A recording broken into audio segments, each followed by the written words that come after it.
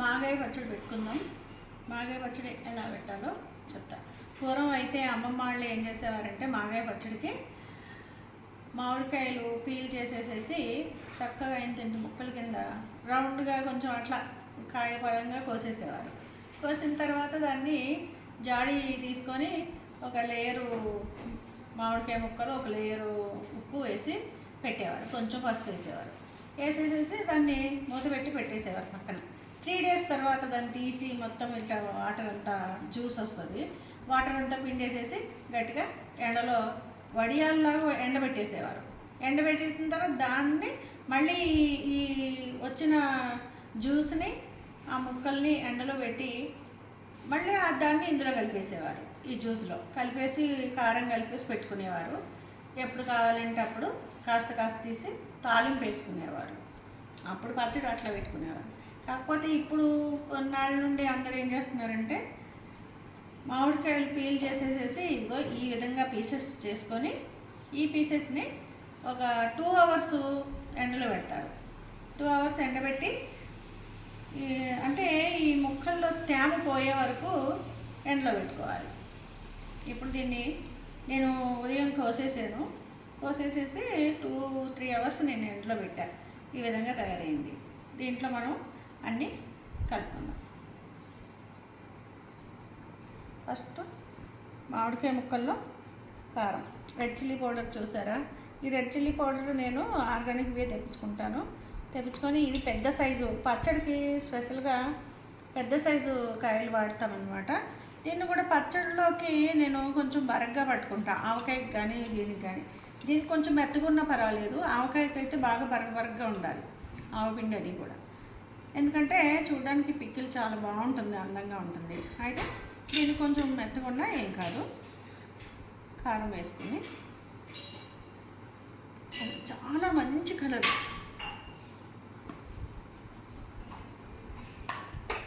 తర్వాత గడ్డ ఉప్పుని ఎండబెట్టి దాన్ని పొడి చేసుకొని ఈ పొడిని కూడా వేసుకోవాలి. ఎప్పుడు సాల్ట్ ఈ మధ్య చాలామంది సాల్ట్ వేసుకుంటున్నారు. అట్లా సాల్ట్ కంటే కూడా ఇలా గడ్డ ఉప్పు వేసుకుంటే బాగుంటుంది. దీంట్లో ఓన్లీ మెంతి పొడి. మనం ఆవపిండి అది కొంతమంది ఆవపిండి వేసుకుంటూ ఉంటారు. కాకపోతే మెంతి పొడి మనం ఆవపిండి వేసుకోవడానికి ఆవకాయ పెట్టుకుంటాం కదా, దీంట్లో అవసరం లేదు. ఎందుకు? ఈ పచ్చడైనా మెంతులు అంటే చలవ చేస్తుంది అంటారు కదా, అందుకే ఓన్లీ మెంతిపిండి. మెంతులు దోరగా మంచిగా వేయించుకొని మంచి ఫ్లేవర్ వచ్చేటట్టు వేయించుకొని ఈ మెంతి పొడి చేసుకొని ఇది వేసుకోవాలి. ఈ మాగాయ పచ్చడికి మెంతి పొడి వేయడం వల్ల మంచి ఫ్లేవర్ వస్తుంది, చాలా టేస్ట్ వస్తుంది, బాగుంటుంది అన్నమాట. ఇప్పుడు కొంచెం మెంతులు అందులో ఊరి ఆ పులుపు, మామిడికాయ పులుపు మెంతులకు పట్టి చాలా బాగుంటాయి. మెంతులు కూడా తినడానికి కొద్ది రోజులకి. అయితే వెల్లుల్లిపాయలు కొంచెం కచ్చపచ్చగా దంచుకోవాలి. ఇట్లా కచ్చపచ్చగా దంచుకున్న వెల్లుల్లిపాయల్ని వేసుకోవాలి.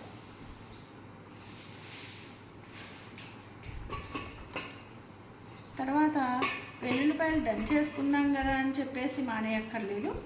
వెల్లుల్లి రెబ్బలు కూడా ఇట్లా ఒలుచుకొని వేసుకోవాలి. పూర్వం అసలు వెల్లుల్లి రెబ్బల్ని పూర్తిగా ఒలిసేవారు కాదు. కొంచెము అసలు ఇట్లా నలిపేసేసి వేసేసుకునేవారు. అంటే పైన పొట్టు ఉండంగానే వేసుకునేవారు అన్నమాట. ఇప్పుడు ఆయిల్ కూడా వేసుకుందాం.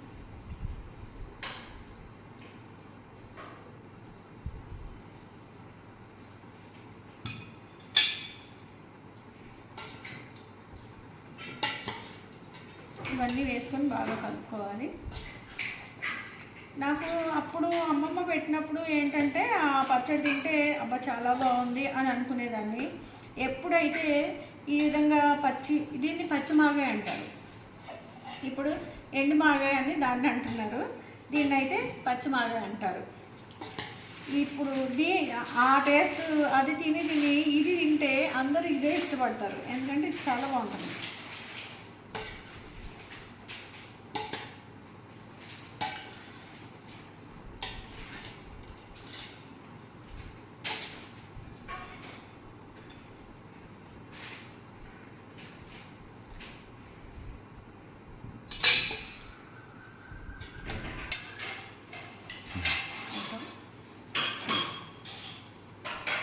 దీన్ని బాగా శుభ్రంగా అన్నీ బాగా మిక్స్ అయ్యేటట్టు కలుపుకోవాలి. కలుపుకున్న తర్వాత ఆహా, ఎంత బాగుంది ఈ కలరు, సూపర్గా ఉంది కదా. వాసన కూడా బాగుంది, చాలా మంచి వాసన వస్తుంది. అయితే ఇంకా దీన్ని కలిపేసి జాడీలో పెట్టుకుంటాను అన్నమాట. జాడీ అసలు పూర్వం పచ్చళ్ళు ఇప్పుడు ప్లాస్టిక్ ఆటల్లో వీటిలో పెడుతున్నారు, కానీ పూర్వం జాడీలు. అంతకంటే ముందు కుండల్లో పెట్టుకునేవారు. అమ్మమ్మ చాలా పచ్చళ్ళు, రకరకాల పచ్చళ్ళు. అసలు సమ్మర్ వచ్చిందంటే ఇంకా పచ్చళ్ళు. ఫస్ట్ స్టార్టింగ్ మిరపకాయలు, ఎండుమిరపకాయలు కొనడం, కారాలు తయారు చేసుకోవడం, తర్వాత చింతపండు. ప్రతి సంవత్సరం రొటీన్ అన్నమాట. అయితే అమ్మమ్మ ఏం చేసేదంటే, ఈ పచ్చళ్ళ సీజన్ వచ్చిందంటే అన్ని రకాల పచ్చళ్ళు పెట్టి ఇట్లా జాడీల్లో పెట్టేసేసి, ప్రతి పచ్చడి కూడా ఇలా జాడీల్లో పెట్టేసుకోవడం, దానికి చక్కగా మూత పెట్టేసేసి తెల్లటి క్లాత్ తీసి చక్కగా కట్టేది. ఇప్పుడు అలా చేద్దాం మనం. అయితే నేను ఈ పచ్చడిని జాడీలో పెట్టేస్తున్నా.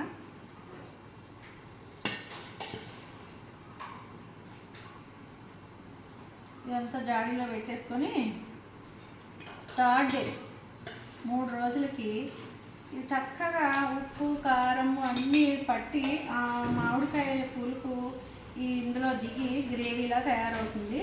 ఆ తయారైన తర్వాత మళ్ళీ మంచిగా దాంట్లో ఖాళీ ఉండే దాంట్లో వేసుకొని, ఇది కనుక ఖాళీ ఉందనుకో దీంట్లోనే కలిపేసుకోవచ్చు, లేదంటే మళ్ళీ వేరే దాంట్లో వేసుకొని కలుపుకోవాలి.